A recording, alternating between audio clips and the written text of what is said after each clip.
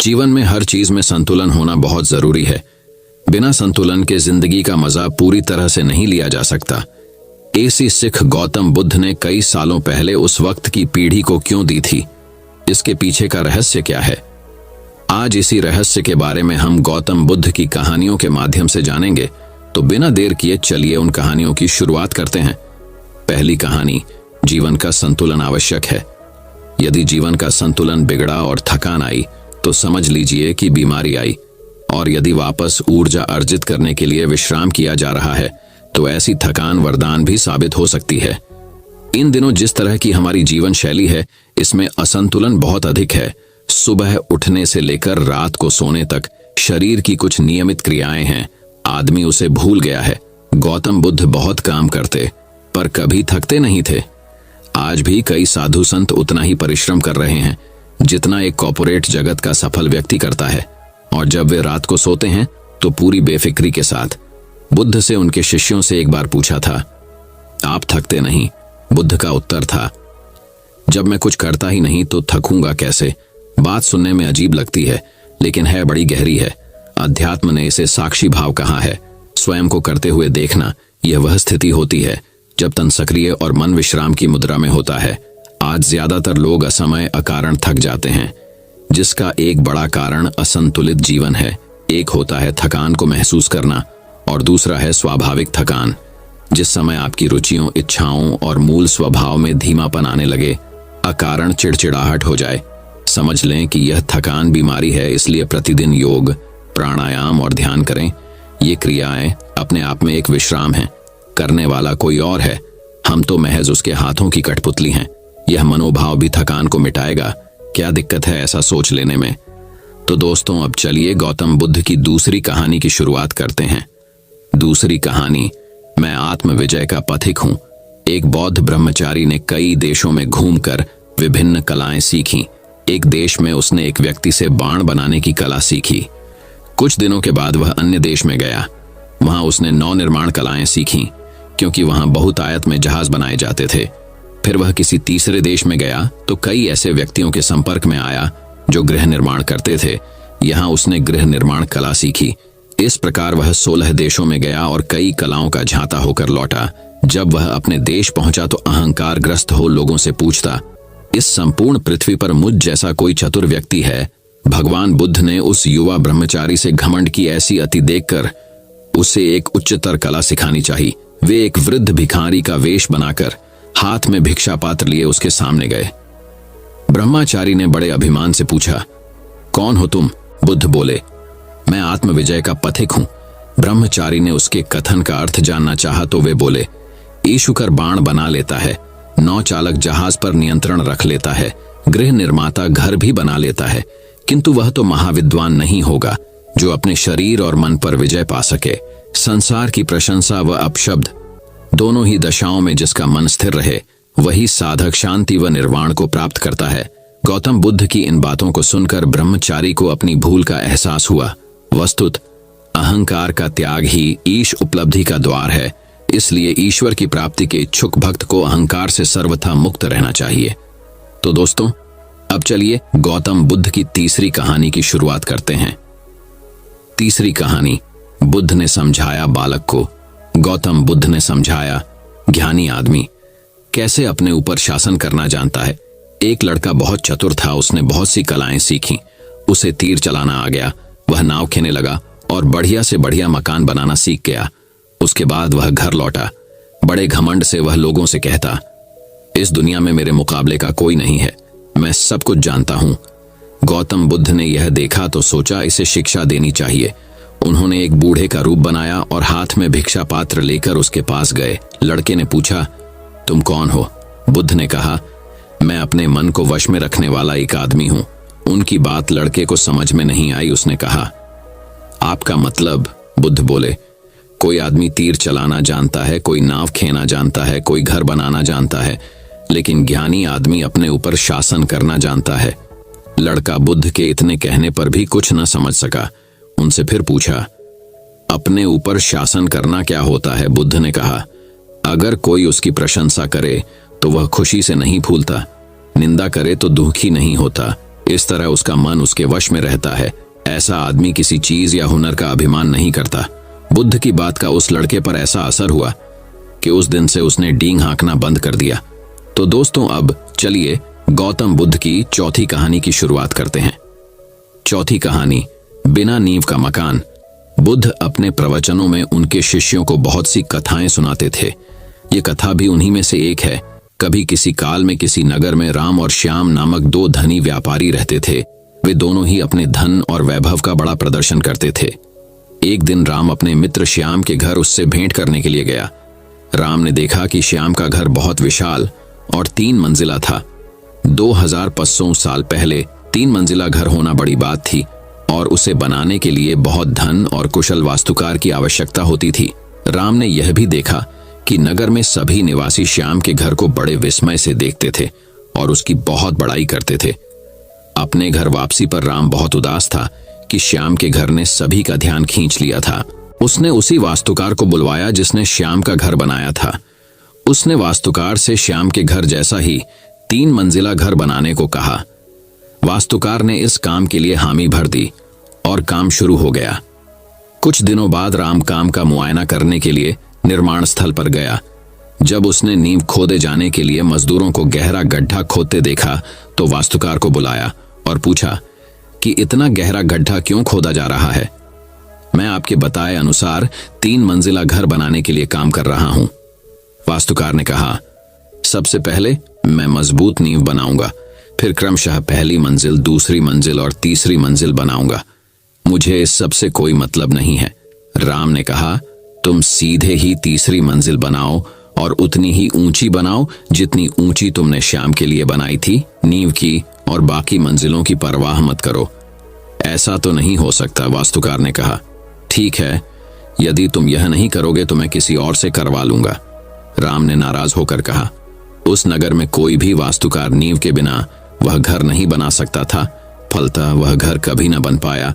अतः किसी भी बड़े कार्य को संपन्न करने के लिए उसकी नींव सबसे मजबूत बनानी चाहिए एवं काम को योजनाबद्ध तरीके से किया जाना चाहिए। तो दोस्तों, अब चलिए गौतम बुद्ध की 5वीं कहानी की शुरुआत करते हैं। 5वीं कहानी, दुनिया के अंत से परमेश्वर का आरंभ। एक युवा एक फकीर के पास पहुंचा और शिष्य बनने की इच्छा व्यक्त की। फकीर ने उसे अपने पास रख लिया। युवा ने कुछ दिन बाद पूछा, मैं सत्य की खोज में हूं, वह कहां मिलेगा? फकीर बोला, सत्य तुम्हें वहां मिलेगा जहां दुनिया का अंत होता है। युवा फकीर से अनुमति लेकर दुनिया का अंत खोजने के लिए निकल गया। वर्षों तक सफर करने के बाद वह उस गांव तक पहुंच गया जिसे दुनिया का अंतिम गांव माना जाता था। उसने गांव के लोगों से पूछा कि दुनिया का अंत कितनी दूर है। लोगों ने कहा, थोड़ा आगे जाने पर वहां एक पत्थर लगा है जिस पर लिखा है यहां दुनिया समाप्त होती है, किंतु तुम वहां मत जाओ। जिस भयावह गड्ढे पर दुनिया समाप्त होती है वह तुम देख नहीं पाओगे, डर जाओगे। वह बोला, मुझे उस सत्य को पाना है, अतः मैं वहां जाऊंगा। जब युवा उस स्थान पर पहुंचा तो वहां भयावह शून्य था और गहरे गड्ढे की कोई तलहटी नजर ही नहीं आ रही थी। वह इतना भयभीत हो गया कि मुंह से बोल ही नहीं निकले और फिर जो भागना शुरू किया तो सीधा फकीर के पास ही आकर रुका। फकीर ने उसकी दशा देखकर उससे पूछा, तख्ती के दूसरी ओर क्या लिखा था? वंश वह बोला, दूसरी ओर तो मैंने देखा ही नहीं, क्योंकि इस तरफ भीषण दृश्य था। मैं डर कर भागा। तब फकीर ने उसे समझाया कि तख्ती के दूसरी ओर लिखा था, यहां परमात्मा का आरंभ होता है। दुनिया खत्म होने से अभिप्राय उसके राग रंग समान होने से है। जहां हम दुनिया के आकर्षणों से दूर होते हैं वहीं परमात्मा की उपलब्धि हो जाती है, जो परम सत्य है और जिसे तुम पाना चाहते हो। तो दोस्तों, अब चलिए गौतम बुद्ध की 6ठी कहानी की शुरुआत करते हैं। 6ठी कहानी, सच्चा समर्पण। एक राजा पहली बार गौतम बुद्ध के दर्शन करने अपने पास का एक अमूल्य स्वर्णाभूषण लेकर आया था। गौतम बुद्ध उस अमूल्य भेंट को स्वीकार करेंगे, इस बारे में उसे शंका थी। सो अपने दूसरे हाथ में वह एक सुंदर गुलाब का फूल भी ले आया था। उसे लगा भगवान बुद्ध इसे अस्वीकार नहीं करेंगे। गौतम बुद्ध से मिलने पर जैसे ही उसने अपने हाथ में रखा रत्न जड़ित आभूषण आगे बढ़ाया तो मुस्कुराकर बुद्ध ने कहा, इसे नीचे फेंक दो। राजा को बुरा लगा, फिर भी उसने वह आभूषण फेंक कर दूसरे हाथ में पकड़ा हुआ गुलाब का फूल बुद्ध को अर्पण किया, यह सोचकर कि गुलाब में कुछ आध्यात्मिकता कुछ प्राकृतिक सौंदर्य भी शामिल है। बुद्ध इसे अस्वीकार नहीं करेंगे। लेकिन फूल देने के लिए राजा ने जैसे ही अपने हाथ आगे बढ़ाए, बुद्ध ने फिर कहा, इसे नीचे गिरा दो। राजा परेशान हुआ। वह बुद्ध को कुछ देना चाहता था, पर अब उसके पास देने के लिए कुछ भी बचा नहीं था। तभी उसे स्वयं का ख्याल आया। उसने सोचा, वस्तुएं भेंट करने से बेहतर है कि मैं अपने आप को ही भेंट कर दूं। ख्याल आते ही उसने अपने आप को बुद्ध को भेंट करना चाहा। बुद्ध ने फिर कहा, नीचे गिरा दो। गौतम के जो शिष्य वहां मौजूद थे, वे राजा की स्थिति देखकर हंसने लगे। तभी राजा को बोध हुआ, मैं अपने आप को समर्पित करता हूं कहना कितना अहंकारपूर्ण है। मैं अपने को समर्पित करता हूं, यह कहने में समर्पण नहीं हो सकता, क्योंकि मैं तो बना हुआ है, वह समर्पण कहां हुआ। इस बोध के साथ राजा स्वयं बुद्ध के पैरों पर गिर पड़ा। तो दोस्तों, अब चलिए गौतम बुद्ध की 7वीं कहानी की शुरुआत करते हैं। 7वीं कहानी, 3 गांठें। भगवान बुद्ध अक्सर अपने शिष्यों को शिक्षा प्रदान किया करते थे। एक दिन प्रातःकाल बहुत से भिक्षुक उनका प्रवचन सुनने के लिए बैठे थे। बुद्ध समय पर सभा में पहुंचे, पर आज शिष्य उन्हें देखकर चकित थे, क्योंकि आज पहली बार वे अपने हाथ में कुछ लेकर आए थे। करीब आने पर शिष्यों ने देखा कि उनके हाथ में एक रस्सी थी। बुद्ध ने आसन ग्रहण किया और बिना किसी से कुछ कहे वे रस्सी में गांठें लगाने लगे। वहां उपस्थित सभी लोग यह देख सोच रहे थे कि अब बुद्ध आगे क्या करेंगे। तभी बुद्ध ने सभी से एक प्रश्न किया, मैंने इस रस्सी में 3 गांठें लगा दी हैं। अब मैं आपसे ये जानना चाहता हूं कि क्या यह वही रस्सी है जो गांठें लगाने से पूर्व थी। एक शिष्य ने उत्तर में कहा, गुरुजी, इसका उत्तर देना थोड़ा कठिन है। ये वास्तव में हमारे देखने के तरीके पर निर्भर है। एक दृष्टिकोण से देखें तो रस्सी वही है, इसमें कोई बदलाव नहीं आया है। दूसरी तरह से देखें तो अब इसमें 3 गांठें लगी हुई हैं जो पहले नहीं थीं, अतः इसे बदला हुआ कह सकते हैं। पर यह बात भी ध्यान देने वाली है कि बाहर से देखने में भले ही ये बदली हुई प्रतीत हो, पर अंदर से तो ये वही है जो पहले थी। इसका बुनियादी स्वरूप अपरिवर्तित है, सत्य है। बुद्ध ने कहा, अब मैं इन गांठों को खोल देता हूं। यह कहकर बुद्ध रस्सी के दोनों सिरों को एक दूसरे से दूर खींचने लगे। उन्होंने पूछा, तुम्हें क्या लगता है, इस प्रकार इन्हें खींचने से क्या मैं इन गांठों को खोल सकता हूं? नहीं नहीं, ऐसा करने से तो ये गांठें तो और भी कस जाएंगी और इन्हें खोलना और मुश्किल हो जाएगा। एक शिष्य ने शीघ्रता से उत्तर दिया। बुद्ध ने कहा, ठीक है, अब एक आखिरी प्रश्न, बताओ इन गांठों को खोलने के लिए हमें क्या करना होगा? शिष्य बोला, इसके लिए हमें इन गांठों को गौर से देखना होगा ताकि हम जान सकें कि इन्हें कैसे लगाया गया था, और फिर हम इन्हें खोलने का प्रयास कर सकते हैं। रात बीत गई, सब लोग चले गए, पर शौर्यपुच्छ बेसुध कार्य निमग्न रहा। बुद्ध उसके पास पहुंचे और बोले, शौर्यपुच्छ, तुमने प्रसाद पाया या नहीं? शौर्यपुच्छ का गला रुंध गया। भाव विभोर होकर उसने तथागत को साष्टांग प्रणाम किया। बुद्ध ने कहा, वत्स, परमात्मा किसी से धन और संपत्ति नहीं चाहता, वह तो निष्ठा का भूखा है। लोगों की निष्ठाओं में ही वह रमण किया करता है, और तुमने स्वयं यह जान लिया। तो दोस्तों, अब चलिए गौतम बुद्ध की 8वीं कहानी की शुरुआत करते हैं। 8वीं कहानी, सिद्धार्थ ने मौन का महत्व समझाया।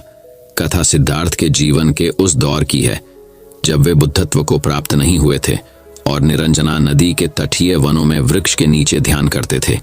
सिद्धार्थ प्रतिदिन ध्यान करने के बाद पास के किसी गांव में चले जाते और भिक्षा मांगकर लौट आते।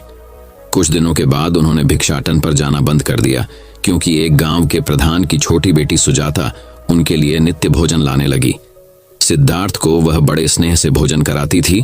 कुछ दिनों बाद उसी गांव का एक चरवाहा भी सिद्धार्थ से प्रभावित होकर उनके पास आने लगा। उसका नाम स्वस्थी था। एक दिन स्वस्थी से सिद्धार्थ बातें कर रहे थे कि सुजाता भोजन लेकर आई।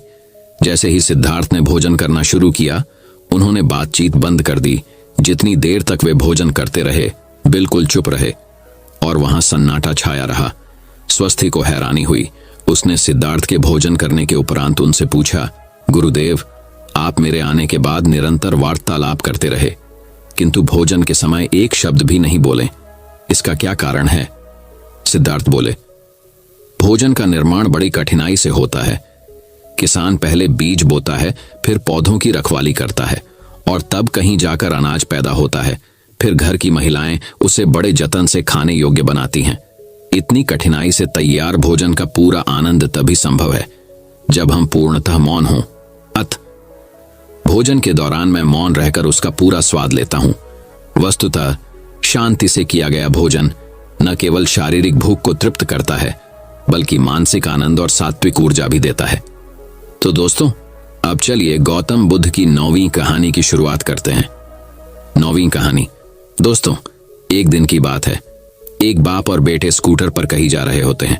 तभी रास्ते में बाप की नजर रोड के साइड में कुछ लड़कों के ऊपर पड़ती है जो कीचड़ में कुछ ढूंढ रहे होते हैं। वो अपना स्कूटर वहां पर रोकते हैं और जा करके उन बच्चों से पूछते हैं, बेटे क्या ढूंढ रहे हो यहां पर? तो उनमें से एक लड़का बोलता है कि अंकल, आपको दिख नहीं रहा है, ये सामने सोने का फल है, हम उसको पाने की कोशिश कर रहे हैं। उस लड़के की बात सुनते ही पिता का ध्यान जाता है उस सोने की फल की तरफ जो चमक रहा होता है।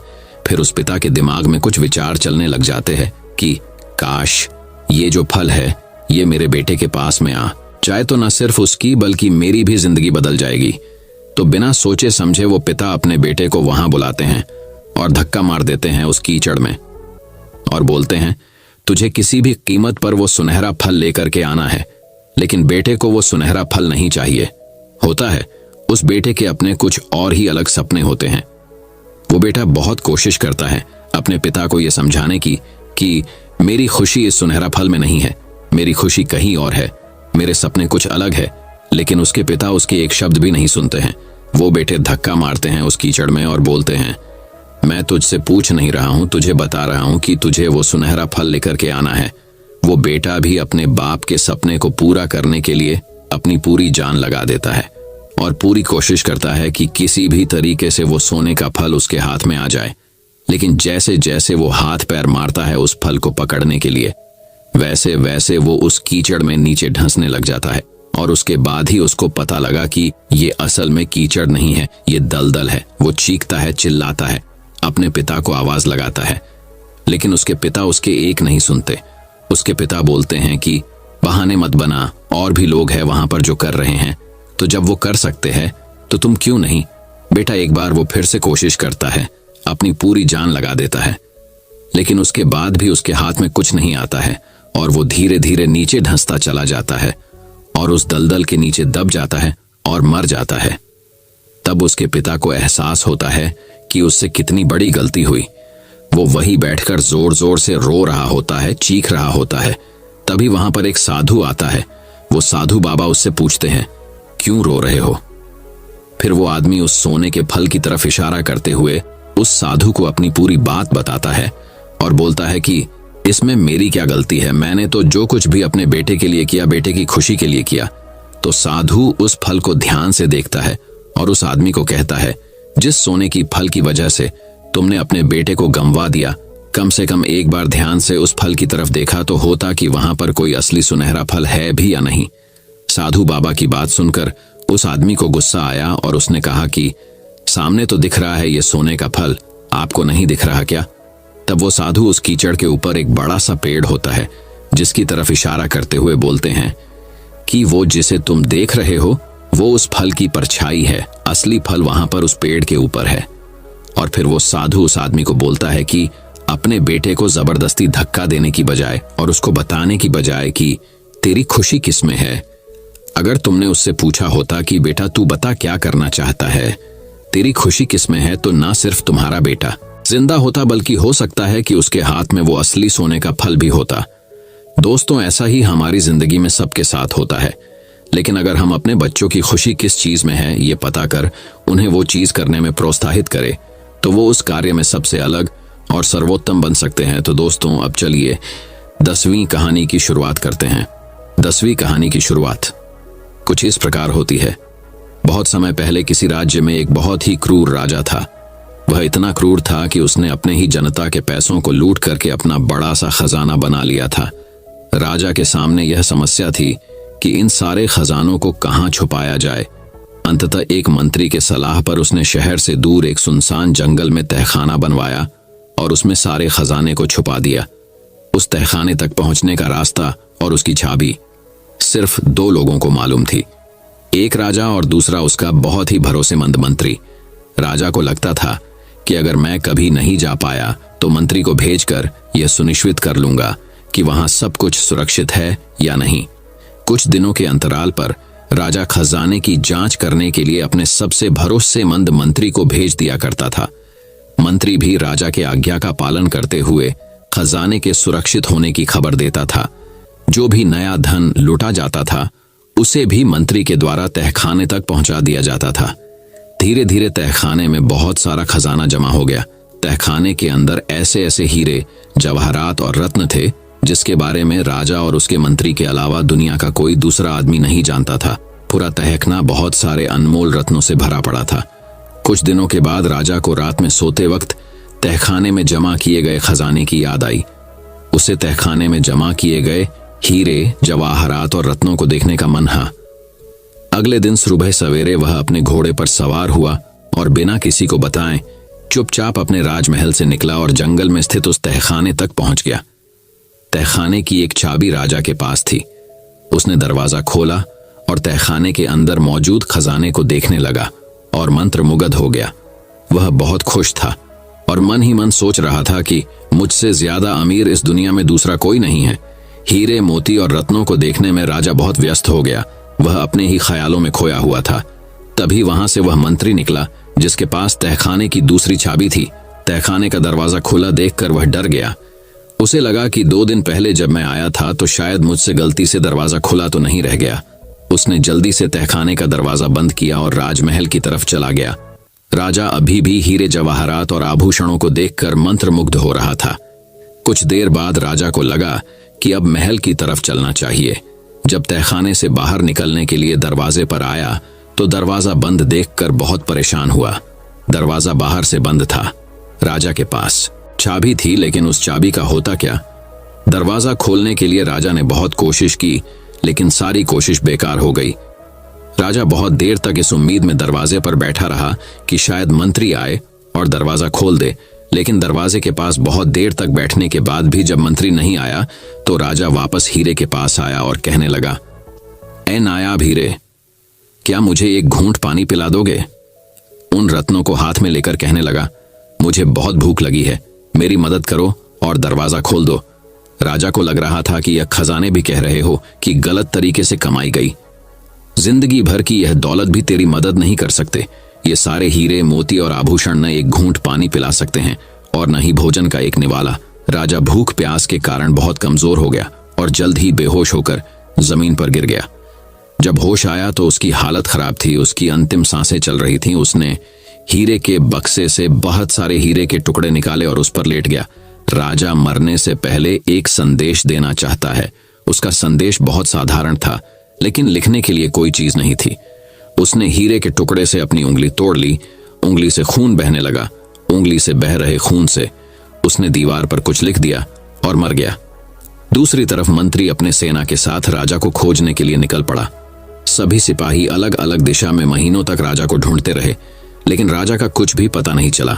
तमाम कोशिशों के बाद भी जब राजा नहीं मिला तो मंत्री के मन में दूसरा ख्याल आया। मंत्री ने सोचा कि हो सकता है राजा को किसी ने अगवा कर लिया हो। पता नहीं राजा वापस आएगा भी या नहीं। एक काम करते हैं, जंगल में जो खजाना है जिसके बारे में सिर्फ मुझे पता है उसमें से कुछ लेकर निकल लेता हूं। राजा का तो कुछ अता पता नहीं है। मंत्री के पास तहखाने की दूसरी चाबी थी। मंत्री ने ही उस तहखाने के दरवाजे को बंद किया था। वह चोर की तरह चुपचाप अकेला तहखाने तक पहुंचा। जैसे ही उसने तहखाने का दरवाजा खोला तो सुन्न रह गया। हीरों से बनी बिस्तर पर एक लाश पड़ी हुई थी और वह लाश राजा की थी। मंत्री ने जब आगे देखा तो दीवार पर खून से कुछ लिखा हुआ था। दीवार पर लिखा था, मेरी जिंदगी भर की कमाई है हीरे, मोती और आभूषण मरते वक्त मुझे एक घूंट पानी और एक निवाला नहीं दे सकी। दोस्तों, इस कहानी के माध्यम से अब आप समझ गए होंगे कि लालच कितनी बुरी चीज है। लालची इंसान कभी भी अपने जीवन में आगे नहीं बढ़ सकता। हमें अपने उपयोग से अधिक चीजों को नहीं रखना चाहिए, बल्कि इसके विपरीत हमें अपने जीवन में त्याग और दान करना चाहिए। दूसरों की सेवा और परोपकार करने से जीवन खुशहाल होता है। दूसरों की भलाई में जो खुशी है शायद वह किसी भी दूसरे नहीं है। तो दोस्तों, अब चलिए 11वीं कहानी की शुरुआत करते हैं। 11वीं कहानी की शुरुआत कुछ इस प्रकार होती है। ये कहानी है एक राज्य के राजा के 3 बेटों की है। उस राजा के तीनों पुत्र बहुत ही शक्तिशाली है। तीनों में बराबर बुद्धि थी। तीनों में वो क्षमता हो कि वक्त आने पर चाहे जो भी राजा बने वो अपने राज्य को अच्छे से चला सके। प्रजा के लिए, अपने राज परिवार के लिए वो सही फैसला ले सके, ऐसा राजा चाहते थे। और इसके लिए राजा ने सोचा कि हमारे तीनों बेटे अब बहुत ही ज्यादा समझदार, बुद्धिमान, शक्तिशाली और हर काम में माहिर बन गए हैं, तो इनकी एक परीक्षा लिया जाए। जैसे ही राजा ने सोचा कि परीक्षा लेनी है, तो अगले दिन राजा के आदेश पर तीनों राजकुमारों को दरबार में बुलाया गया और राजा बोले कि मैं तुम तीनों की एक परीक्षा लेना चाहता हूं। हमें अभी लगता है कि तुम तीनों अब उन सारी शिक्षाओं को पा चुके हो जिसके तुम हकदार हो, और इसलिए हम तुम्हारी एक परीक्षा लेंगे कि तुम तीनों ने गुरुकुल में क्या शिक्षा ली। तो अब उस परीक्षा के बारे में उन तीनों को बताया गया कि आप तीनों राजकुमारों को बारी बारी से 4-4 महीने की अंतराल गैप में एक पेड़ को ढूंढने के लिए जाना है। लेकिन एक बात याद रखो कि वो पेड़ हमारे राज्य में नहीं है, इसलिए आपको दूसरे अलग अलग राज्य में जाना होगा और उस पेड़ को ढूंढ करके हमें बताना है कि वो कैसा दिखता है। और उस पेड़ का नाम है नाशपाती। नाशपाती का पेड़ ढूंढने के लिए उन तीनों को 4-4 महीने के अंतराल में जाना था। तो पहली बारी आई सबसे बड़े राजकुमार की। अब अगले दिन सबसे बड़ा राजकुमार अपने राजमहल से निकला और वो अपने राज्य छोड़ दूसरा राज्य, दूसरा छोड़कर तीसरा, ऐसे ही 5 अलग अलग राज्य में, और अब आकर पास के राज्य में उनको नाशपाती का पेड़ मिला और पूरे अच्छे से देखा। और देख करके वो वापस आए। करीब 7 दिन बाद वो अपना राज्य पहुंचा और पहुंचते ही सीधे राजा के पास गया और पिताजी को प्रणाम किया और कहा, पिताजी, मुझे वो नाशपाती का पेड़ मिला और मैंने उसको बारीकी से देखा, और आप कहें तो मैं उसका विवरण दूं। तो राजा ने बोला, बेटा अभी नहीं बोलना है, अभी तुम धीरज रखो और ये बात किसी से मत कहना। और उसके 4 महीने के बाद दूसरा बेटा गया, वो भी अलग अलग राज्य में गया और उन्होंने भी नाशपाती का पेड़ देखा और वापस आया। और उसके बाद सबसे छोटा बेटा गए और 10 अलग अलग राज्य में गए, और उनमें से कुछ राज्य में उनको नाशपाती पेड़ के बारे पता लगा, तो उसने भी एकदम बारीकी से उस पेड़ देखा और वापस आ गए। जब 1 साल के तीनों की परीक्षा समाप्त हुई तो तीनों को एक दिन राज दरबार में बुलाया गया। सारे मंत्रीगण वहां बैठे थे और बाकी अलग अलग राज्य के राजा वहां पर बैठे थे। अब महाराज ने बोला, बेटा तुम तीनों ने तो अलग अलग राज्य जाकर नाशपाती का पेड़ देख लिया है, तो अब एक एक करके उसके बारे में बताओ कि आपको वो पेड़ कैसा दिखा और कहाँ मिला। सबसे बड़े बेटे से शुरू हुआ। बड़े राजकुमार ने कहा, पिताजी, हमारे पास के राज्य में मुझे पेड़ मिला और लोगों ने कहा कि यही नाशपाती का पेड़ है, लेकिन जाकर के देखा कि वो तो सूखा सा था, टेढ़ा मेढ़ा सा था, मतलब किसी काम का नहीं था। मेरा सवाल आपसे ये कि आपने उस पेड़ को ढूंढने क्यों भेजा? तो राजा ने सबका जवाब दूंगा, पहले बाकी भाइयों को तो नाशपाती के पेड़ के बारे में बताने दो। तो दूसरे बेटे कहना शुरू किया, भैया क्या बात कह रहे हो पिताजी, जो मैंने नाशपाती का पेड़ देखा है उस पर हरी भरी पत्तियां थीं, लेकिन मुझे एक कमी लगी, उसमें फल नहीं लगे थे। और जैसे ही दूसरा वाला ये बातें बोल रहा था, तीसरा वाला जो सबसे छोटा राजकुमार था उसने कहा, पिताजी ये भैया क्या बात कर रहा है, मैंने किसानों से पक्का किया है, आसपास के लोगों ने बताया कि ये नाशपाती का पेड़ है और उसमें बहुत सारे फल लगे थे। वो नाशपाती का पेड़ नाशपाती से भरा हुआ था। जैसे ही तीनों अपनी अपनी बातें बोली, तीनों एक दूसरे से झगड़ने लगे। दरबार में जितने भी मंत्री थे, अलग अलग राज्य के राजा थे, वो सभी देख रहे थे कि ये महाराज क्या करवा रहे हैं, अपनी बेटों में लड़ाई करवा दी। तभी राजा अपने सिंहासन से खड़े हुए और बोले, आप तीनों राजकुमारों को झगड़ने की जरूरत नहीं है। आप तीनों राजकुमारों ने बिल्कुल सही पेड़ को देखा है और तीनों ही सही हैं, लेकिन क्योंकि आप तीनों 4-4 महीने के अंतराल में गए, इसलिए आप तीनों ने एक ही पेड़ को अलग अलग अवतार में देखा है। आप तीनों को आपस में लड़ने की जरूरत नहीं। तीनों राजकुमार चुप हो गए। राजा ने कहा, मैं आप तीनों राजकुमारों को 3 बातें सिखाना चाहता था, इसलिए इस नाशपाती का पेड़ ढूंढने के लिए तुम तीनों को आसपास के राज्य में भेजा था। तो राजकुमारों ने पूछा, पिताजी आप क्या समझाना चाहते हैं? तो उन्होंने कहा, आप तीनों ने इस नाशपाती के पेड़ को अलग अलग टाइम पर देखा और इससे 3 बातें सीखने को मिलती है। पहली बात, किसी भी चीज पर फैसला तब तक ना लें जब तक आप उसे आखिरी तक उसे जान ना लें, चाहे वो आपके दोस्त हो, चाहे वो आपके परिवार के मेंबर हो या कोई सिचुएशन हो। जब तक आपको उसके बारे में पूरी जानकारी ना हो तब तक अपना निर्णय ना लें। दूसरी बात, जिंदगी में कभी भी किसी को जज मत करो। हो सकता है कि वो वक्त उसके लिए खराब चल रहा हो, बड़े राजकुमार ने सोचा कि सूखा पेड़ था, लेकिन नाशपाती के लिए वो मौसम ही खराब था। तीसरी बात, जो सबसे जरूरी बात है, चाहे इंसान हो, चाहे जानवर हो, चाहे पेड़ पौधे हो, उनकी जिंदगी में कभी भी टाइम एक जैसा नहीं रहता। पेड़ पतझड़ में सूख जाता है और जब सावन आता है तो हरा भरा रहता है। इंसान दुहक में हार जाते हैं, छोटे जानवर बड़े जानवर को देखकर डर जाते हैं और बड़े जानवर छोटे को खा जाते हैं। तो जब समय बदले, हमें भी समय के चलना सीखना चाहिए। तो दोस्तों, अब चलिए गौतम बुद्ध की 12वीं कहानी की शुरुआत करते हैं। 12वीं कहानी। भगवान बुद्ध ने गौ वालों को उपदेश दिया। बुद्ध ने कहा, भाग्य के भरोसे बैठने वालों, पुरुषार्थ करो।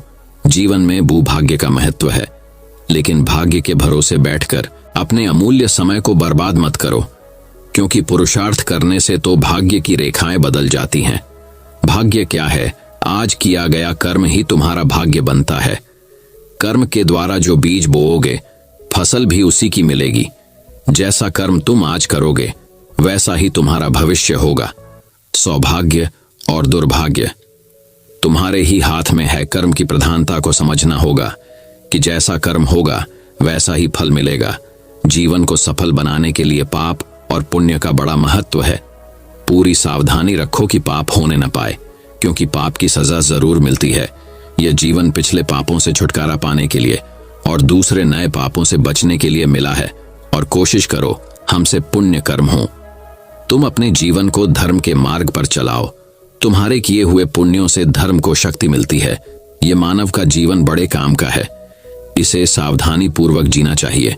अगर तुम गलतियां करोगे तो आगे चलकर पशु पक्षियों वाले कपड़े पहनने पड़ेंगे। संसार के नश्वर पदार्थों की इच्छा मत करना, क्योंकि इच्छा का फल बहुत दुहक देता है। अच्छे अच्छे कर्म करो। उन कर्मों को करके अहंकार मत करना। अहंकार के मार्ग में अंधेरा होता है और अंधेरे में ठोकरें लगती हैं। संसार दुखालय है, अर्थात दुखों से भरा हुआ है। संसार से प्रेम मत करना, बल्कि अपने मन से पापों को बाहर निकालो और सदा सावधान रहो कि कोई पाप न होने पाए। मनुष्य का जीवन मिला है तो इसको सावधानी पूर्वक व्यतीत करना।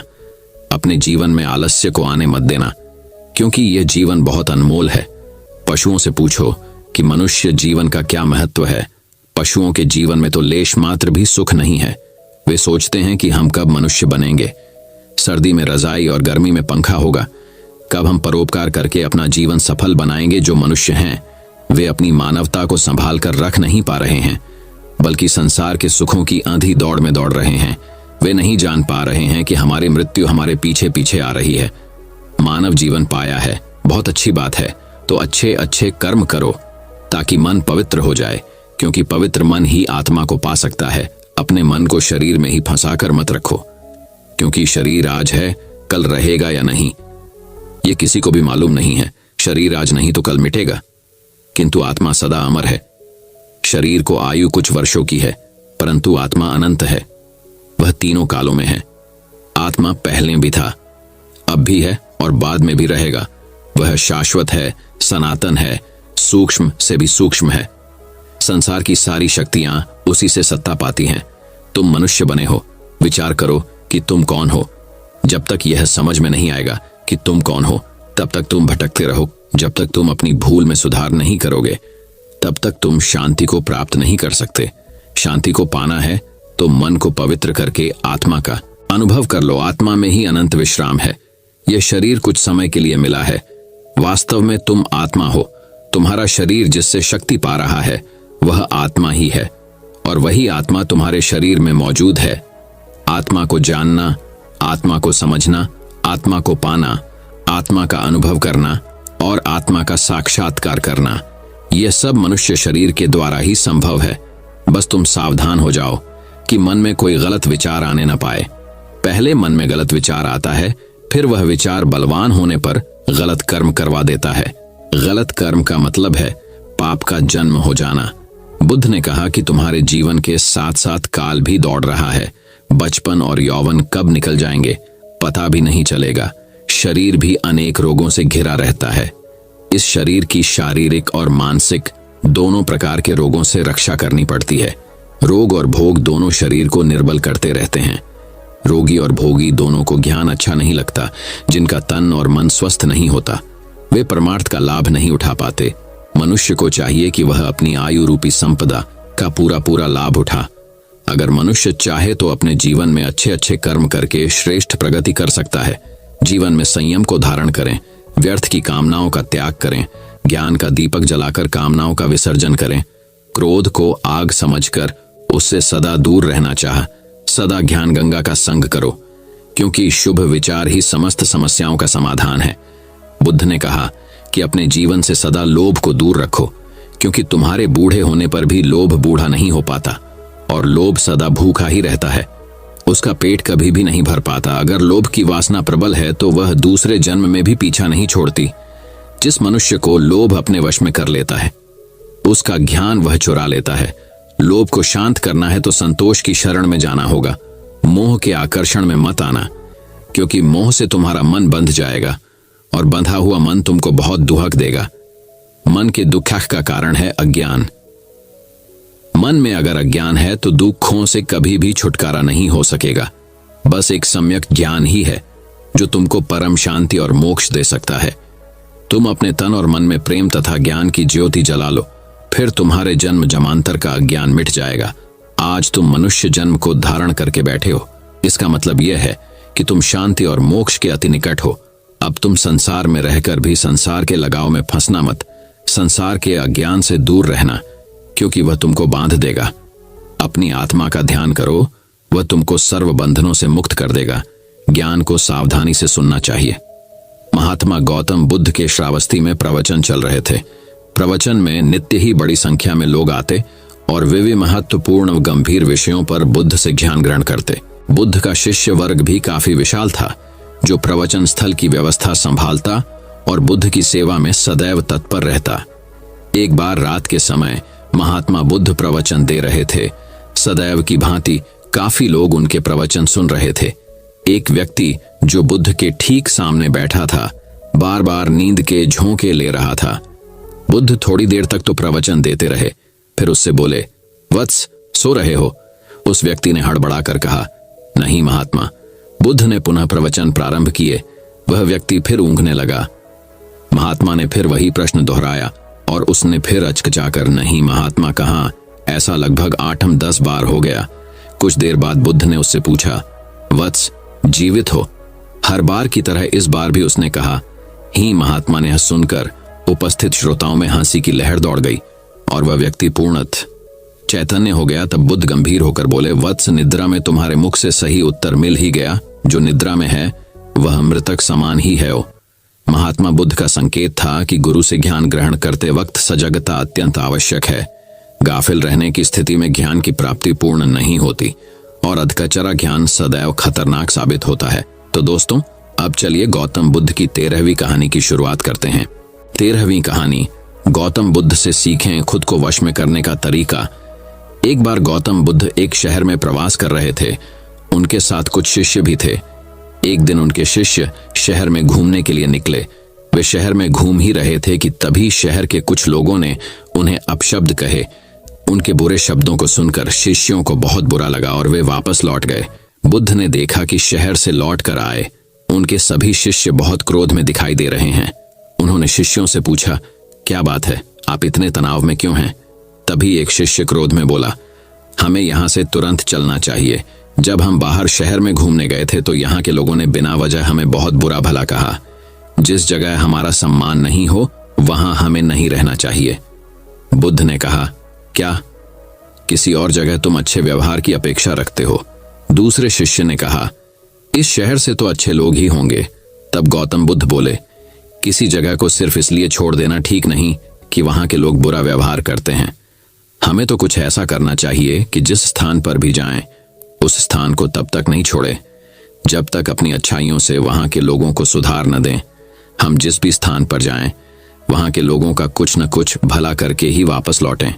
बुद्ध ने कहा, जिस प्रकार युद्ध में बढ़ता हुआ हाथी चारों तरफ के तीर सहते हुए भी आगे बढ़ता जाता है, ठीक उसी तरह उत्तम व्यक्ति भी दूसरों के अपशब्दों को सहते हुए अच्छे कार्य करता रहता है।